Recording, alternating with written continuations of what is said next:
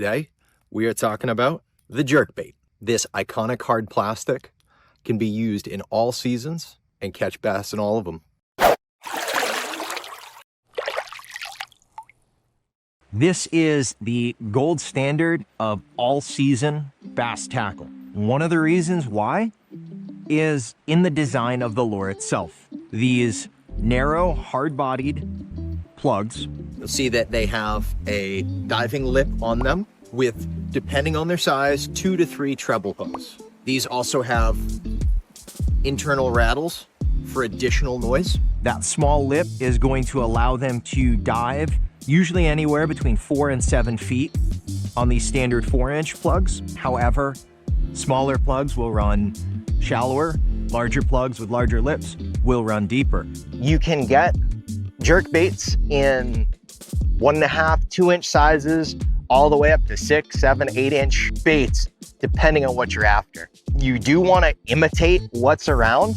So most of the baits you're going to be using are probably within that 3 to 4-inch range. The jerk bait that I am using today is the Strike King KVD Shad 4-inch jerk bait. This comes with 3 treble hooks, allowing better hookup certainty, especially with lethargic and sometimes non-committal bass. Because this is a buoyant hard plastic, as opposed to a flat-sided crankbait, which is going to sink in the water column, this is going to rise. That bill is going to keep it moving in a downward trajectory through the water column, making this an excellent search bait and a bait for suspended fish, fish that aren't on the surface or on the bottom, but sitting somewhere in the middle of the water column, patrolling, conserving energy, you name it. The reason why a jerkbait works so well is because of the short, erratic movements that this bait creates when worked properly through the water.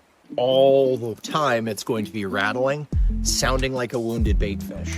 This bait, with its very short movements that can be adjusted based on the water temperature, is fantastic. They can be worked across open water, near structure, off points, off rock ledges, off flowing water, while still covering plenty of ground, allowing you to search, find where those fish may be. However, it's not a good bait for weed beds, lily pads, or fallen timber. However, it does a phenomenal job of drawing fish out from places of cover. When we're talking about a jerkbait retrieve, you are going to cast the bait, pop the rod tip while cranking 3 or 4 times. That is going to get that bait working down towards the bottom. Pause and let that bait rise back up in the water column a little before doing it again. You may need to adjust your cadence based on the bottom depth, the overall temperature, and what the bass seem to react best to.